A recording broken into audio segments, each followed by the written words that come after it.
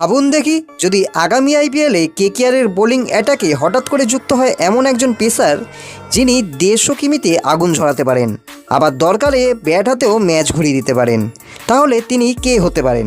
হ্যাঁ বন্ধুরা, তোমরা ঠিকই গেস করেছো, ব্রাইডন কার্স, যাকে নিয়ে ইতিমধ্যেই কেকেআরের ক্রিকেট মহলে শুরু হয়ে গেছে জোর গুঞ্জন। আর সেই খেলোয়াড়ই এবার হয়তো আসতে চলেছে পরবর্তী বছরে কেকেআর দলে। প্রশ্নটা কিন্তু খুবই সহজ, কেকেআর কেন হঠাৎ কার্সকে টার্গেট করলো? এর উত্তরে লুকিয়ে আছে তার সাম্প্রতিক পারফরমেন্স। আগামী অ্যাশেজ সিরিজে ইংল্যান্ডের হয়ে সর্বোচ্চ উইকেট তিনি নিয়েছেন, মোট 22 উইকেট নিয়েছেন তিনি 5 ম্যাচে। শুধু লাল বল নয়, সাদা বলেও তিনি সমান কার্যকর। 140 থেকে 150 কিমি গতির সাথে তার hit the deck bowling style এবার ব্যাটারদের জন্য হয়ে যাবে পুরোপুরি দুঃস্বপ্ন। তোমাদের বলি, কার্সকে নেওয়ার আসল কারণটা হলো এখন ইডেন গার্ডেন আর আগের মতো নেই। এখন এই পিচ হয়ে গেছে পেস সহায়ক। এখানে যদি এমন একজন বোলার আসে যে পিচ থেকে অতিরিক্ত বাউন্স আদায় করতে পারে, তাহলে কি হতে পারে সেটা হয়তো আন্দাজ করতে পারছো। কারণ কার্সের সবচেয়ে বড় শক্তি হলো এক্সট্রা বাউন্স, তার সাথে সাথে হার্ড লেন্থের বডি লাইন বোলিং, যা ইডেনের উইকেটে হতে পারে মারাত্মক। এবার তোমাদের মনে প্রশ্ন আসতেই পারে, কেকেআরে তো ইতিমধ্যেই আছে হর্ষিত রানা, পাথি রানা আর আকাশদ্বীপের মতো পেসার, তাহলে হঠাৎ কার্সকে কেন নেওয়া হলো?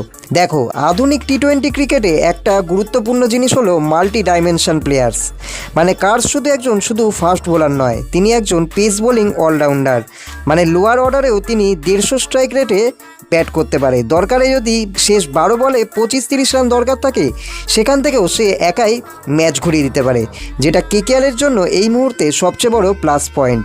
একদিকে কার্সের গতি, অন্যদিকে বরুণ চক্রবর্তী আর নারিনের স্পিন।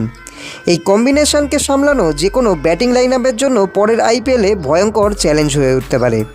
আর সবচেয়ে ইন্টারেস্টিং ব্যাপার হলো, যদি কেকেআর কার্সকে 1 থেকে 3 কোটি টাকার মধ্যে দলে নিয়ে নেয়, তাহলে সেটা হয়ে যাবে স্মার্ট ইনভেস্টমেন্ট।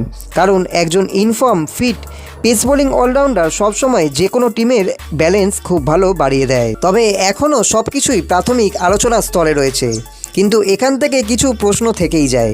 যদি সত্যি ব্রাইডন কার্স 2027 আইপিএলে কেকেআর জার্সিতে খেলেন, তাহলে কি তিনি দলের প্রিমিয়াম ফাস্ট বোলার হতে পারবেন, নাকি শুধু এটা আরেকটা এক্সপেরিমেন্ট হচ্ছে ক্যামেরন গ্রিনের মতো? আপনাদের কি মনে হয়? কমেন্ট করে অবশ্যই নিজেদের মতামত জানান। আর ভিডিওটা ভালো লাগলে অবশ্যই চ্যানেলটাকে সাবস্ক্রাইব করে রাখুন।